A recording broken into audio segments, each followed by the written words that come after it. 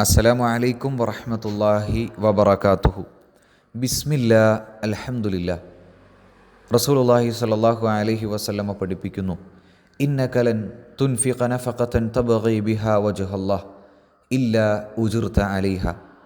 അള്ളാഹുവിൻ്റെ പ്രീതി കാംക്ഷിച്ചുകൊണ്ട് നിങ്ങൾ ചിലവഴിക്കുന്ന ഏത് കാര്യത്തിനും അതിന് നിങ്ങൾ പ്രതിഫലം നൽകപ്പെടും, അള്ളാഹു അതിന് നിങ്ങൾക്ക് പ്രതിഫലം നൽകും എന്ന് റസൂലുള്ളാഹി സ്വല്ലല്ലാഹു അലൈഹി വസല്ലം പഠിപ്പിക്കുകയാണ്. ഏതുവരെ എന്നാൽ ഹത്താമ തജഅലു ഫീ ഫമി ഇംറഅതിക്, ഒരാൾ തൻ്റെ ഭാര്യയുടെ വായിലേക്ക് വെച്ചു കൊടുക്കുന്ന ഭക്ഷണം അതിന് പോലും അള്ളാഹുവിൻ്റെ അടുക്കൽ നിന്ന് പ്രതിഫലമുണ്ട് എന്ന് റസൂലുള്ളാഹി പഠിപ്പിക്കുകയാണ്.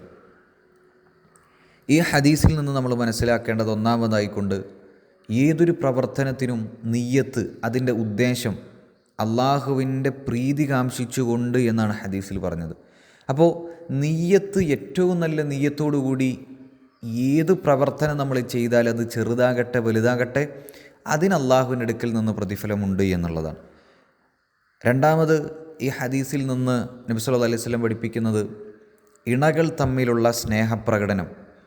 ഒരു ഉത്തമ ഉദാഹരണമാണ് നബി സല്ലല്ലാഹു അലൈഹി വസല്ലമ ഭക്ഷണം തൻ്റെ ഭാര്യയുടെ വായിലേക്ക് വെച്ചു കൊടുക്കുക എന്നതുകൊണ്ട് ഇതിലൂടെ ഉദ്ദേശിച്ചത്. ഒരുപക്ഷെ ഭൗതികമായി ഇണകൾ തമ്മിൽ ഒരുപാട് സ്നേഹബന്ധം കൂട്ടിയുറപ്പിക്കാനും മറ്റുള്ള ഭൗതിക നേട്ടങ്ങളൊക്കെ ഈ ദുനിയാവിൽ തന്നെ അത്തരത്തിലുള്ള പ്രവർത്തനങ്ങൾക്കുണ്ടായേക്കാം. പക്ഷേ എങ്കിൽ കൂടി അത് അള്ളാഹുവിൻ്റെ തൃപ്തി ഉദ്ദേശിച്ചുകൊണ്ടാണ് ഒരു മനുഷ്യൻ ചെയ്യുന്നതെങ്കിൽ അള്ളാഹുവിൻ്റെ അടുക്കൽ നിന്നും അവന് അപാരമായ പ്രതിഫലമുണ്ടെന്ന് റസൂലുള്ളാഹി പഠിപ്പിക്കുകയാണ്.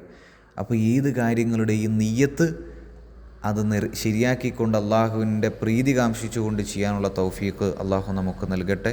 അസ്സലാമു അലൈക്കും വറഹ്മത്തുള്ളാഹി വബറകാതുഹു.